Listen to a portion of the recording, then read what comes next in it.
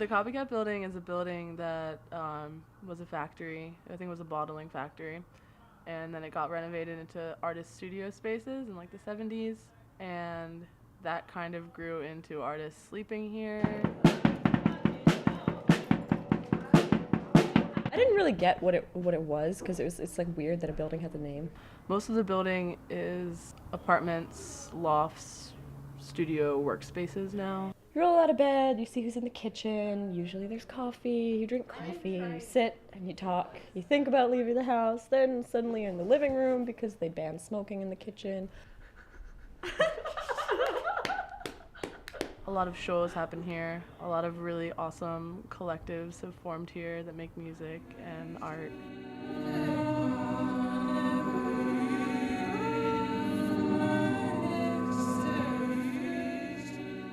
And then it has that air. It has the air of being a space where it's not just a living space.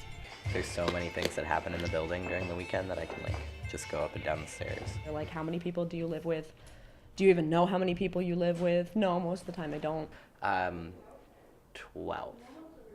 A lot of people can be in this space and not just live here, but also just like, you know, we can have parties. This is one of the most advantageous spaces I've ever lived in. It's a really, really cute little place, and lots of fun things happen here, and I really enjoy living here.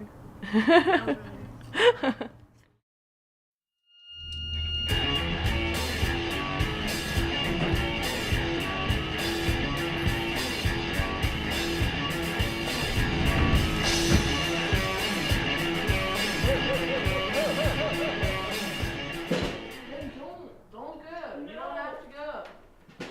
No one is telling you you have to go. Even if they were. That's why it's important. Why? Self-initiative, the ability to move one's own ass from a couch to go to a thing that you don't want to do is like the very foundation of humanity. My name is Emily, and I am a sculpture major at Towson, and I live in the Copycat building.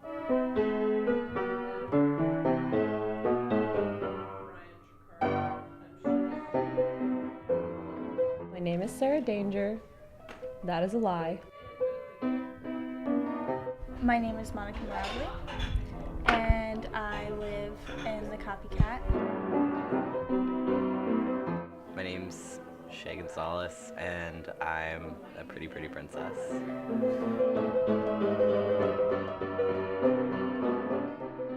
My parents refer to my living arrangement as that I live in a fire hazard squat. So I think that they're generally worried that I'm going to die in a fire most days. Yeah, my dad calls like my living situations flop houses. I understand it to mean like a place where people crash and are generally maybe kind of drunk. There have been people who have like wanted to live here who couldn't move in because their parents were just like, no, like this is disgusting. They don't like the fact that I'm living here. They think it's like very strange. They're just like, you live in a slum. It's disgusting. You know, your father and I could have helped you afford a better place. Da, da, da, da. The bathroom situation is that we have one of them. One bathroom. One. Some people smell really, really nice, and some people don't. That's just how the cookie fucking crumbles. Thank you. I worked really hard on opening the box and pouring the mix into a bag. Still really good. But this is my fridge. Top two things are communal. Bottom one is not communal. It's kind of easy to know who bought what in a weird way. Like I know that like if something in there looks expensive, I'm sure it belongs to somebody that has money in this house. But it's not me. It's never me.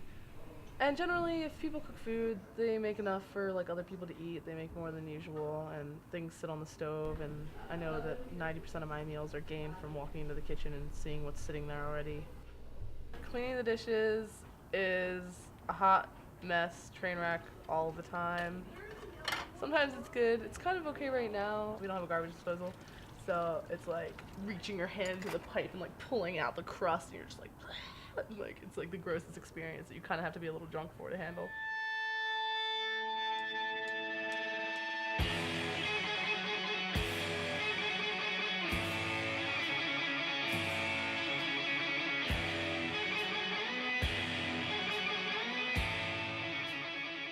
It was like really soon after I moved in here before I learned like the law of the land of where to park.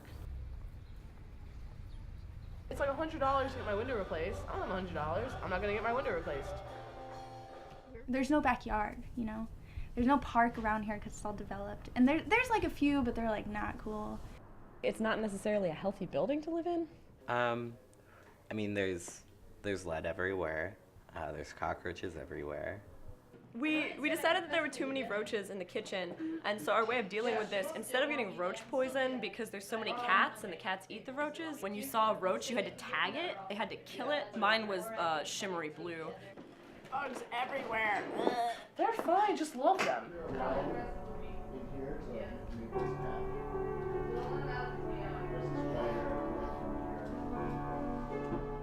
I always lived with many more people than were my direct family, and I think maybe because of that I have always needed to live with a lot of people. I can't imagine ever being alone. It's really helpful to live with a lot of people when you're dealing with like emotional problems. What's healthy for me is having people around who are like good people. There's always someone in the house to like say like, what the fuck, I'm freaking out, or to like ask for help. Everyone's just like really aware of what's going on and like what's okay and what's not okay. It's a lot of space, and it's also like a lot of resources. There's shit in the back behind the stage, like just like tools. Probably a lot of them are from Micah, but like just a bunch of shit that like you can use, and like people to talk to about your art or like work with. I feel like I'm gaining a lot of like skills from living here, like learning how to like build something or make this other thing or make food. It's like the first clothing purchase I've had in like 9 months. Wow. So my social life is really nice and contained, which I mean I guess is good and bad because I feel like I'm picking up traits of like agoraphobia to some extent. I don't have to leave my building to go to a dance party. We have a couple different kinds of shows here. We have variety shows, which generally feature performances and music and art. Yeah, the variety show we had this past weekend was like advertised as specifically a fundraiser. We raised a lot of money, and the performers are usually people who live here. The energy was like crazy because there were so many people here, and it was amazing. It was my first time performing ever in front of like a group like that, and it was such an amazing feeling.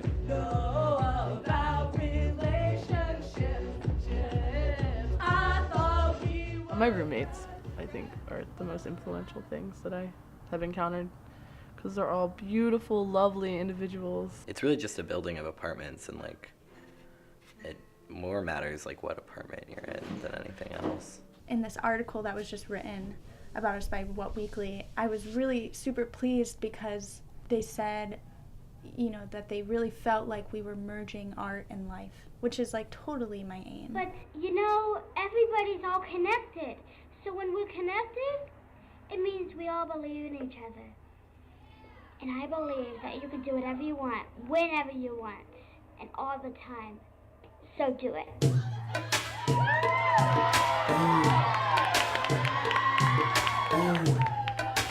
Teach me how to play it.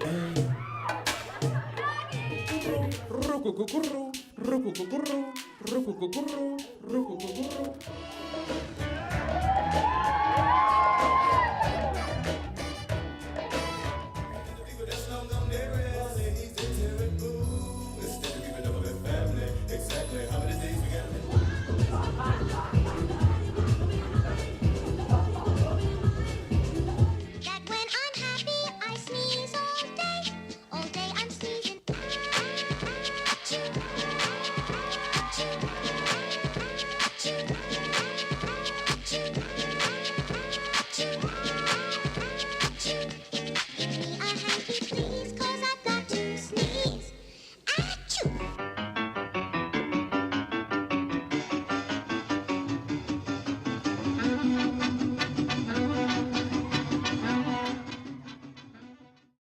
when a film crew comes in to film a movie about you, documentary style, because your life is so interesting, you'll find it difficult to focus on the interview because your goddamn roommate is scooting around in a wheelchair pushing a shopping cart full of all of their worldly belongings.